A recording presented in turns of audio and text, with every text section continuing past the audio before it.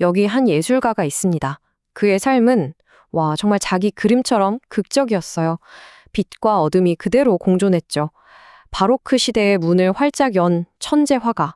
그런데 동시에 살인자라는 꼬리표를 달고 평생을 도망 다녀야 했던 남자. 오늘 바로 이 카라바조에 대한 이야기를 한번 제대로 파헤쳐보겠습니다. 자, 오늘 이야기의 핵심 질문입니다. 어떻게 역사상 가장 위대한 화가 중 한 명이 현상수배범이 되었을까? 이 질문이야말로 그의 예술과 삶, 그 전체를 꿰뚫는 가장 중요한 미스터리 아닐까요? 오늘 우리가 풀어야 할 숙제이기도 하고요. 네, 바로 이 사람, 미켈란젤로 메리시 다 카라바조입니다. 그 이름 앞에는 늘 이런 단어들이 따라다녔죠. 혁명적인 예술가, 도망자, 그리고 살인자. 이 엄청난 긴장감, 이게 바로 그의 예술을 이해하는 첫 번째 열쇠라고 할 수 있습니다. 그럼 먼저 도대체 왜 천재 화가였던 그가 도망자가 될 수밖에 없었는지, 그의 삶을 송두리째 바꿔버린 그 결정적인 사건들부터 한번 따라가 보죠.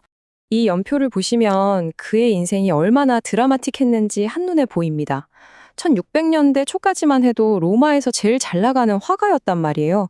그런데 불과 몇 년 뒤, 1606년에 칼부림 한 번으로 사람을 죽이면서 인생이 그냥 나락으로 떨어져 버린 거죠.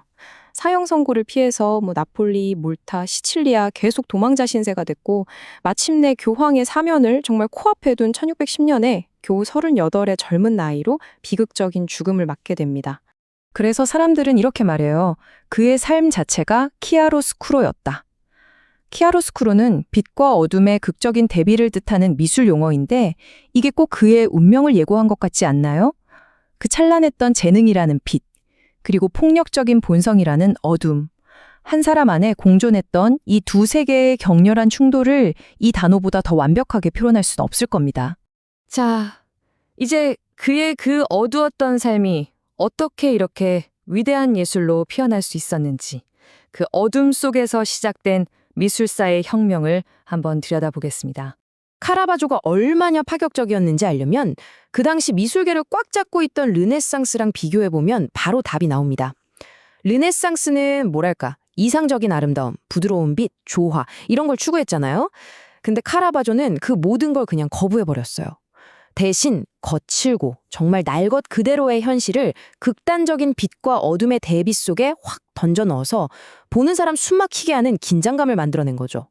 그의 혁명, 그 한가운데에는 바로 이 키아로스쿠로 기법이 있었습니다. 말 그대로 밝음, 키아로랑 어두움, 스쿠로를 합친 이탈리아어인데요. 아주 강렬한 빛이랑 아주 짙은 어둠을 마치 연극 무대 조명처럼 꽝 하고 부딪히게 해서 그림의 입체감과 드라마를 불어넣는 기법이에요. 근데 카라바조는 여기서 멈추지 않고 한 발짝 더 나아갑니다. 바로 테네브리즘이라는 자기만의 스타일을 완성시키거든요. 이건 키아로스쿠로의 거의 끝판왕 버전이라고 생각하시면 쉬워요. 배경은 아예 새까만 어둠으로 싹 덮어버리고요. 단 하나의 광원에서 빛이 쫙 쏟아져 나오게 해서 주인공한테만 시선을 확 집중시키는 거죠. 그 엄청난 효과, 바로 이 그림 홀로페르네스의 목을 베는 유디트에서 제대로 느낄 수 있습니다. 여기서 빛은 그냥 어둠을 밝히는 도구가 아니에요. 가장 잔인하고 끔찍한 바로 그 순간을 향해 내리쬐는 스포트라이트 같죠. 우리를 그냥 구경꾼이 아니라 이 사건의 목격자로 만들어 버리는 겁니다. 빛이 곧 드라마의 주인공이 되는 순간이죠. 이 두 그림의 차이가 느껴지시나요? 왼쪽은 평온하고 이상적인 르네상스 그림 속 인물들, 오른쪽은 카라바조의 인물들인데 고뇌하고 행동하고 감정을 폭발시키죠.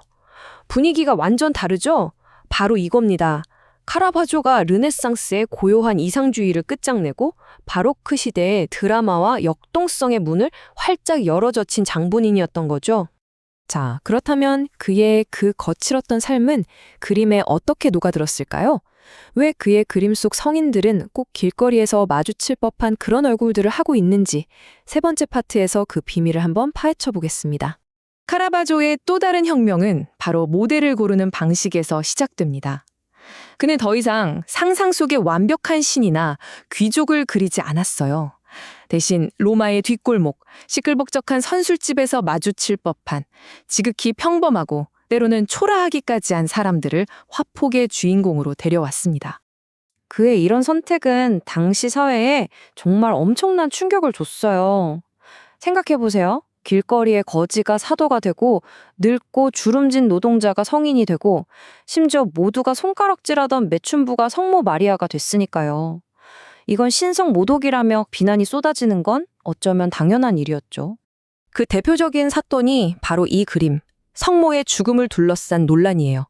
성모 마리아의 모델로 강물에 떠오른 매춘부의 시신을 썼다는 소문이 퍼지면서 이 그림은 결국 교회로부터 전시를 거부당하는 수모까지 겪게 됩니다.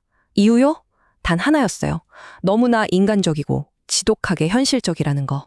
하지만 바로 그 지점에서 그의 예술은 위대해집니다. 왜냐하면 신성하고 저 멀리 있는 것처럼 느껴졌던 종교 이야기를 바로 나의 이야기, 우리 주변의 이야기로 끌어내렸기 때문이죠. 그의 그림 속에서 성인들은 우리처럼 고뇌하고 아파하는 그냥 인간이었어요.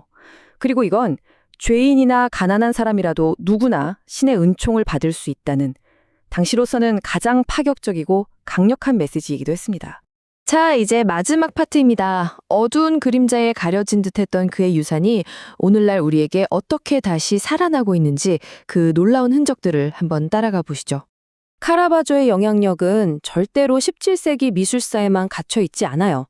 그가 만들어낸 이 빛과 어둠의 문법은 오늘날 우리가 영화, 연극, 사진에서 드라마라고 부르는 거의 모든 것의 핵심적인 시각 언어가 되었습니다. 이거 정말 흥미롭지 않나요? 왼쪽은 400년 전 카라바조의 그림이고 오른쪽은 현대 액션 영화 존 위그 한 장면입니다. 칠흑 같은 어둠 속에서 단 하나의 빗줄기가 인물을 비추면서 긴장감과 집중도를 최고조로 끌어올리는 방식. 와, 정말 놀랍도록 닮았죠? 이게 바로 400년의 시간을 뛰어넘는 위대한 시각적 언어의 힘입니다. 어디 이뿐이겠어요. 도시의 어둠을 멋지게 그리는 필름 누아르의 그림자. 연극 무대에서 주인공을 비추는 스포트라이트. 강렬한 느낌의 인물 사진까지. 우리가 매일 보고 즐기는 수많은 이미지들 속에 이렇게 카라바조의 유산이 아주 깊숙이 스며들어 있었던 겁니다. 결국 모든 것은 이 한 문장으로 정리되는 것 같아요. 어둠이 없으면 빛도 없다. 카라바조는 자신의 삶과 예술, 그 모든 걸로 이 진리를 증명해냈습니다. 그는 어둠을 피하지 않고 오히려 끌어안음으로써 역사상 가장 눈부신 빛을 만들어낸 예술가였습니다. 그의 삶은 비극이었을지 몰라도 그가 남긴 빛은 400년이 훌쩍 지난 지금도 여전히 우리를 비추고 있습니다.